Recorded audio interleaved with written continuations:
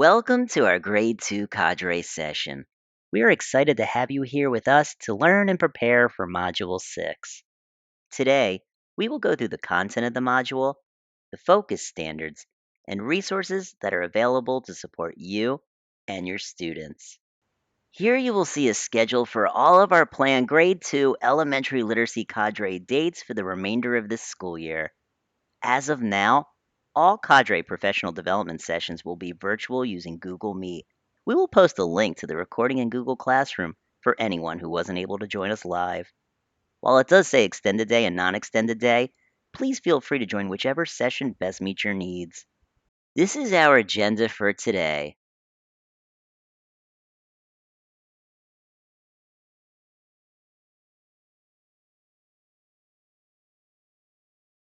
While Module 5 focused on literature texts, Module 6 will shift back to focus on informational texts.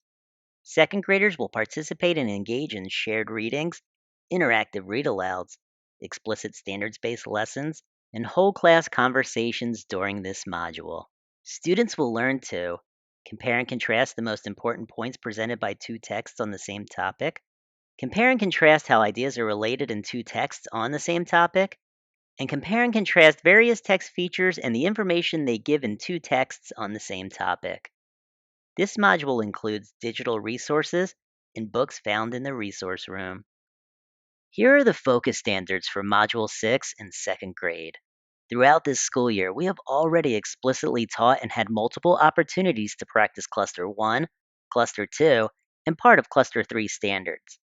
During this module, we will bring all that work together in order to meet the demands of RI 3.9. Module 6 is scheduled to take place between April 28th through June 1st. This module lasts for 6 weeks.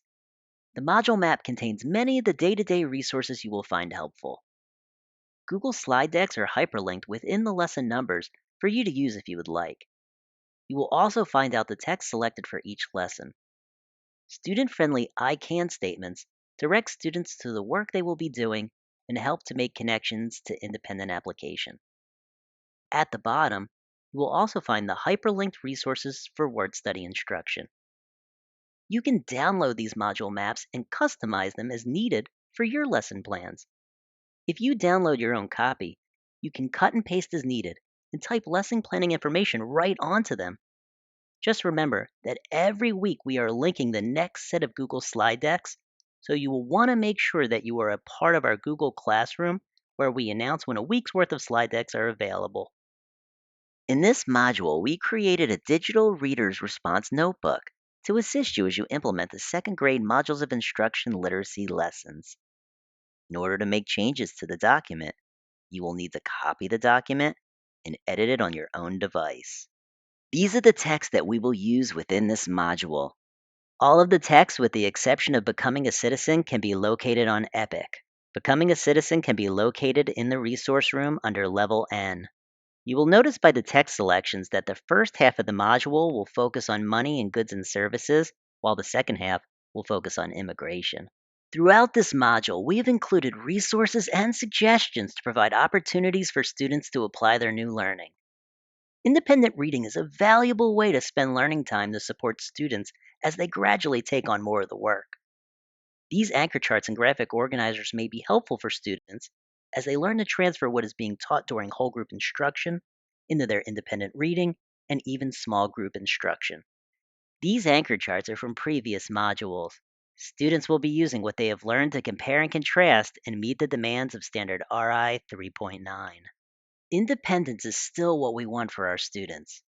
Students need to continue to practice so they can transfer what they have learned from us to their own reading. First of all, students need to read their own books. We want to encourage students to have a nice mix of books in their book baggies, both fiction and nonfiction.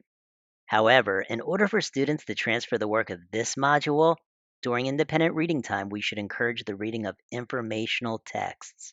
It is important for students to bring forward what they learned in Module 2 and 4 to help them with their new learning in Module 6.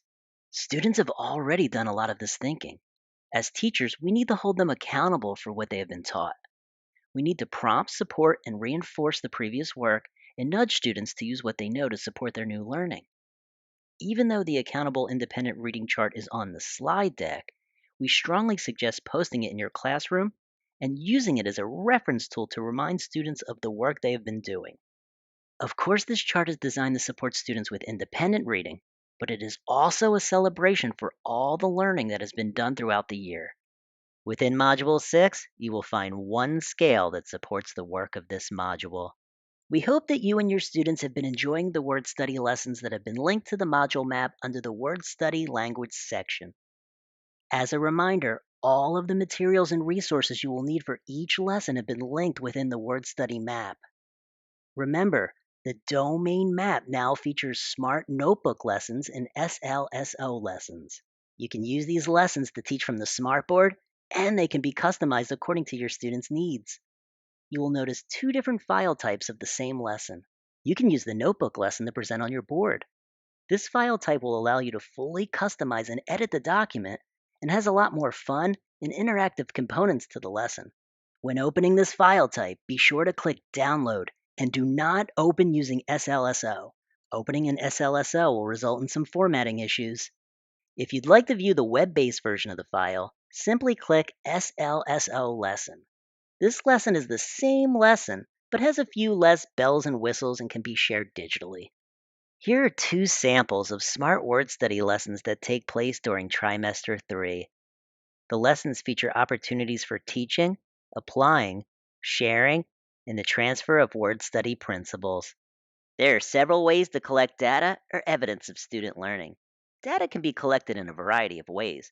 Some favorites are using the chat box, digital notebook, Jamboard, Flipgrid, Nearpod or Pear Deck responses, and many more. You may have noticed the hyperlink for ongoing formative assessments. While we provide these for all grade levels, we find them especially helpful for grades 2 to 5.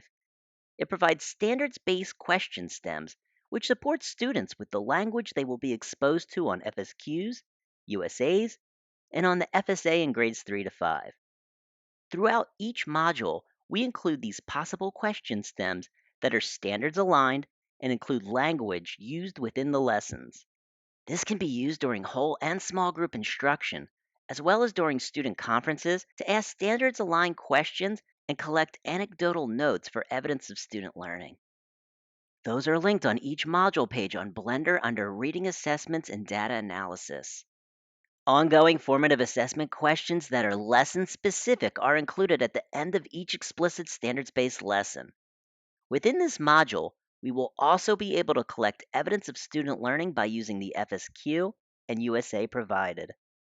During the previous Cadre sessions, we discussed the benefits of using Nearpod and Pear Deck as another way to gather data.